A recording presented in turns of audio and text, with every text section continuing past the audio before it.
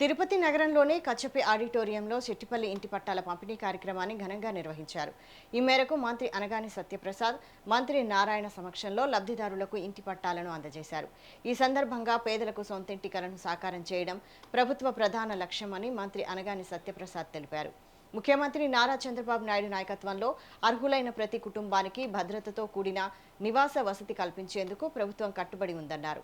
ఇంటి పట్టాల పంపిణీతో పాటు రోడ్లు, తాగునీరు, విద్యుత్ వంటి మౌలిక వసతులను కూడా దశల వారీగా అభివృద్ధి చేస్తామని హామీ ఇచ్చారు. అలాగే దాదాపు 70 ఏళ్లుగా కొనసాగుతున్న చెట్టిపల్లి భూ సమస్యకు ప్రభుత్వం శాశ్వత పరిష్కారం చూపిందని మంత్రి నారాయణ అన్నారు.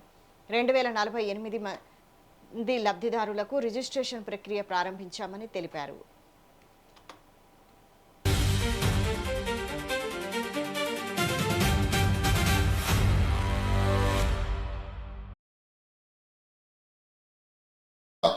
సంతోషమైన దినం.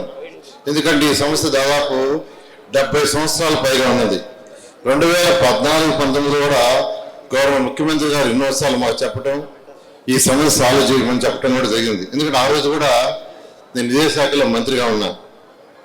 అయితే 2014-19లో దీని మీద సర్వే చేయడం కూడా జరిగింది. అయితే 2019లో ప్రభుత్వం మారిన తర్వాత గత ప్రభుత్వం పూర్తిగా దీన్ని నిర్మాణం చేసింది. దీని గురించి పట్టించుకోవాలా. వాళ్ళు ఎంతసేపటికి ఎక్కడ ల్యాండ్స్ ఉంటే ఆక్యుపై చేస్తారని తప్పితే ప్రజలకు ఇస్తాం, ప్రజలకు చేస్తామని లేదు.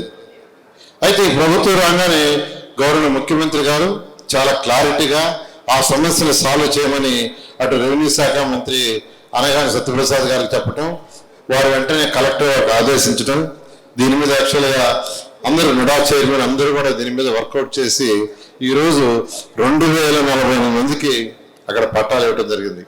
ఎప్పటికప్పుడు గౌరవ ముఖ్యమంత్రి గారి యొక్క పర్యవేక్షణలో దాదాపుగా గతంలో 14 మీటింగ్ల తర్వాత ఈ తరుణంలో 20 మీటింగ్లు పెట్టుకుని ఎక్కడైతే పేదవాళ్ళు ఉంటారో, ఎక్కడైతే అక్క చెల్లెలందరూ కూడా అక్కడ నివాసం యోగ్యమైన ప్రాంతంలో ఎప్పటి నుంచో ఉన్నారో హక్కులు కల్పించాలనే లక్ష్యంతో గౌరవ ముఖ్యమంత్రి గారు ఎప్పటికప్పుడు మా అందరికీ కూడా అప్రమత్తం చేసుకుంటూ కార్యాచరణ రూపకల్పన చేసి, ఎందుకంటే వారికి తిరుపతి అంటే మాకు చాలా మక్కువ. వారు ఇక్కడ ఈ ప్రాంతంలో పెరిగిన వారు, ఇక్కడ చదువుకున్న వారు కాబట్టి ఇక్కడ సమస్యలు ఎక్కువ ఉన్నాయి కాబట్టి వాటిని సాల్వ్ చేయాలనే లక్ష్యంతో దానికి చెట్టిపల్లిని ఎంచుకుని ఈ రాష్ట్రానికి దిక్సూచి అవ్వాలి. పొద్దున్న రాష్ట్రంలో ఇలాంటి సమస్య ఎక్కడున్నా కూడా చెట్టిపల్లిలో ఎలా జరిగిందో అలా జరగాలి అనే లక్ష్యంతో దీన్ని పూర్తి చేయాలని చెప్పేసి మా అందరూ చెప్పడం, మేము ఈరోజు ఒక మంచి వాతావరణంలో ఈ కార్యక్రమం నిజంగా మీ అందరికీ రిజిస్ట్రేషన్ పత్రాలు ఇవ్వడం అంటే నిజంగా మా జన్మ ధన్యమైపోయింది.